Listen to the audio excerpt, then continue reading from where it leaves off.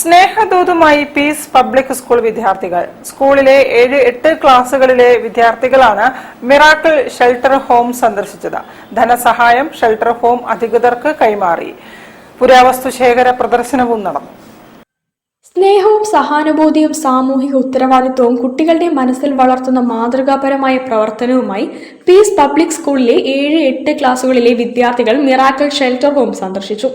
Kohinoor engineering കോളേജിന് സമീപം പ്രവർത്തിക്കുന്ന മിറാക്കിൾ ഷെൽട്ടർ ഹോമിലെ അന്തേവാസികളുമായി കുട്ടികൾ സമയം പങ്കിട്ടത് സ്നേഹവും ചിരിയും കളിയും നിറഞ്ഞ നിമിഷങ്ങളായി മാറി.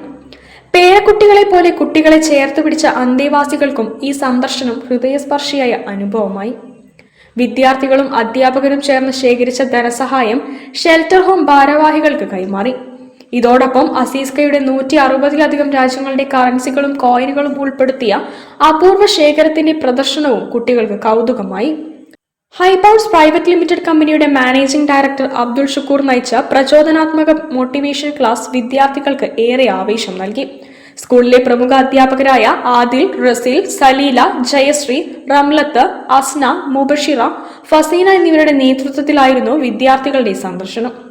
മിറാക്കിൾ ഷെൽട്ടർ ഹോമിന്റെ chairman Farooq Thumbappadam, secretary Shabeer Ali, treasurer Anas, joint secretary Imthiyas, manager Dhanya, കോർഡിനേറ്റർമാരായ ഷബീബ, നിമ്മി എന്നിവർ പരിപാടിയിൽ പങ്കെടുത്തു.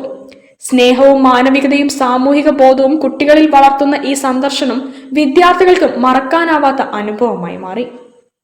News bureau, Kozhikode. വാർത്തകളിൽ ഒരു ഇടവേള കൂടി.